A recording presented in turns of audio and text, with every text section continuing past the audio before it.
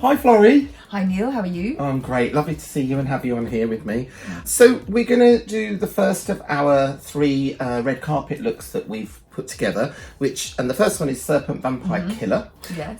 Look. No less. Yes. But let's quickly talk about how we approach the red carpet, just so Yes. people can understand. For me, working the red carpet, I love it because it's spontaneous, it's high octane energy, but it's also ultimately teamwork, because we are working with an actress who's already got her outfits organised by a stylist who may not be in the country, never mind be in the hotel room, and it's about discussing how she wants to look and feel, and also we also take in the sort of theme of the film that she's promoting, etc.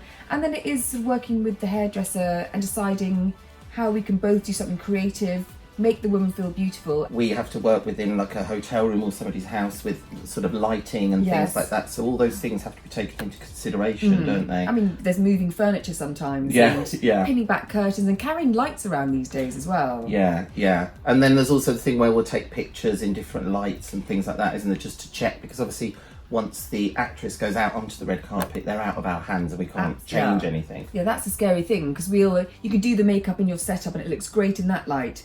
But one thing I've learned is then to take the actress and we all go into the bathroom to look in that light, and then use phones with and without flash to see how the makeup reads on our cameras. And then I always end up giving them some sort of blotting paper, a little compact and a lipstick, because when they walk out that hotel room, they could be gone out of our hands for 10 up to 30 minutes before they get on the red carpet, and that could be on the phone, going through the rain, that kind of thing. So we've got to make sure that it's in place and sustainable. Yeah, totally. Yeah. Okay, well let's go to our first look. Great. The Serpent Vampire Killer look. Just quickly explain what you're going to be doing makeup wise. So it's quite dramatic. Again, took influence from the dress that she was wearing. It was a very glamorous green sequin dress. And so really wanted to play with the texture and the shine of the dress, use colour on the eyes, make it dramatic, because you really do want the actress to stand out. And then balanced it, what you were doing was really sort of slick hair. So a bit androgynous, the hair, actually, because I felt like everything else was quite glamorous. Yeah, it was. And so I wanted to play it down with the hair a little bit. Which makes it very modern, I think. So people are excited about seeing these women on the red carpet, so you've got to give them a bit of a show, I think, as well. Yeah, well, we've definitely done that on Yes, this, and it's fun. Yeah. So let's go to the video. Always start with cleansed and prepped skin, by which I mean plumped up with moisturiser.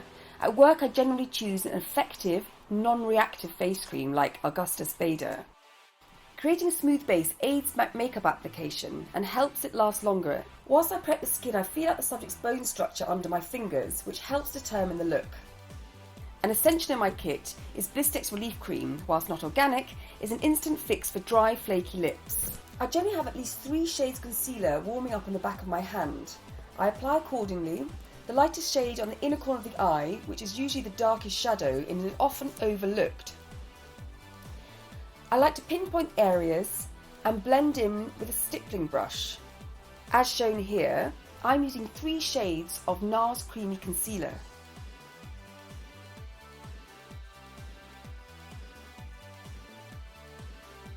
Then melt any excess product into the skin with my ring finger, which is a lighter touch on the delicate skin around the eyes. I love skin and don't want to mask its texture, so I apply foundation only where it's needed most, the T-zone around the nose, chin and forehead, then blend outwards, so the concentration of the product is where required, and lighter where the skin is in less need of coverage.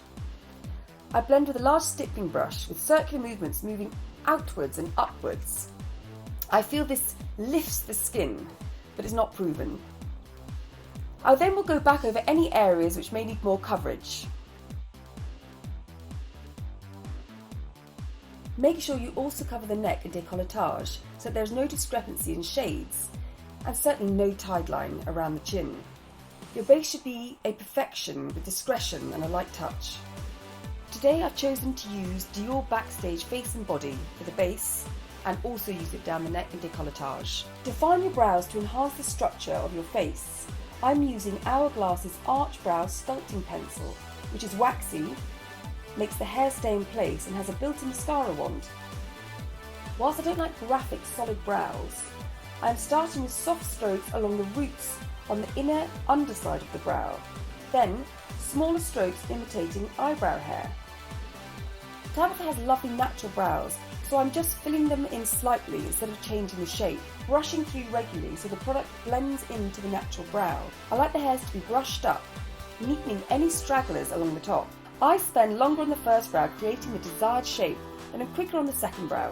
For the eyes, I'm sweeping the lighter shade from the inner corner of the eye and following the natural contours of the eye, running the brush along the roots of the lashes and up to the socket, and sweeping it up the natural elongation.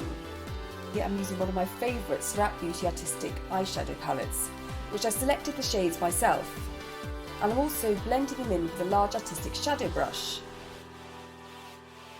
I'm using a universal cream shade which removes any redness from the eyelid, and adding a highlight in the inner corner of the eye makes the eye sparkle on a red carpet. Every makeup look I've ever done, I've always curled the lashes. Today I'm using the Laura Mercier eyelash curlers. The effect lengthens the illusion of the lashes and also allows more light into the eyes, again allowing your eyes to sparkle. Make sure you get the tool right into the roots of the lashes. It really is worth investing in a good pair of eyelash curlers. Further enhance the lashes with mascara. I think I've only ever applied black mascara for every red carpet look I've done. The brush really allows you to get into the roots of the lashes. Today I'm using a classic Lancome Hypnose Baby Doll in black. For contour, glow and blush, I'm using one palette, the Dual Backstage Glow Face Palette. Follow the architecture of your face. Use the dark shades to make your features recede, the light ones to make them pop. The high points of your face will jump out in the paparazzi's flash. Before I start applying colour to the lips, I'll use a tissue to blot the excess product, so there's no slip when I apply the Bobbi Brown lip liner in red. I outline the lips and then I'll fill them in so the lipstick will stay longer. I highly recommend you always carry a sharpener to make sure all your eye pencils and lip pencils are sharp. I'm using Laura Mercier Rouge Essential in Rose Rouge, and I'm applying it with a concealer brush. I like the stiffness you get from a synthetic lip brush, and also its fine edge, so I can really get into the angles of the lip. As you can see, I'm using a darker shade of red to the lip liner, and I feel that having the bright lip liner underneath the deeper red, it really gives extra plumpness to the lips.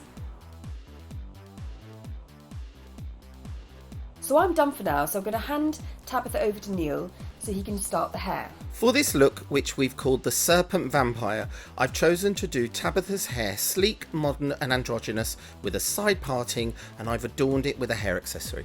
Spritz towel-dried hair with a primer detangler. Here I'm using the Weller Elastic Force Spray. If you have wavy, curly or coarse hair, add a smoothing product first. Next, blow dry all your hair smooth using a large round bristle brush. You do not need to worry about getting any volume on the roots, as the finished look will be very sleek and quite flat. For extra smoothness, I'm using a Gamma Pew Donna Plus straightening iron over the hair, spraying each section with a heat protection hairspray first. Finally, I'm spritzing the hair with Redken Frizz Dismiss Anti-Static Oil Mist from the nape all the way through to the front for that extra gloss and shine. I'm being very generous with the oil mist as I want the hair to look almost wet. Now Tabitha has changed into her dress, Florrie and I will do our final touches, where I'll be adding some L'Oreal Techniart Light Ring Shine Spray for extra shine. I now want to make sure everything stays in place, so I'm adding Make Makeup Eyebrow Gel onto the brows and dusting Laura Mercier Translucent Powder around the T-zone, so I'm in control of the glow and the shine. Now the look is finished, I've decided that Tabitha's hair could actually take a small hair accessory, so I'm using a green hair clip from the company London Get a Grip. My final check is viewing the look via photos on my phone with and without flash to see how the makeup reads in various lights. Here is Tabitha ready and transformed into the Serpent Vampire Killer vibe on her way to the red carpet. We're all really happy with this look, she looks great. So let's move on to look number 2. Okay, well, there's the video, there's the look. Thanks for watching. Thank you, Florrie, for joining pleasure. me. Thank you for having me. And we'll see you on another video soon. Thank you very much.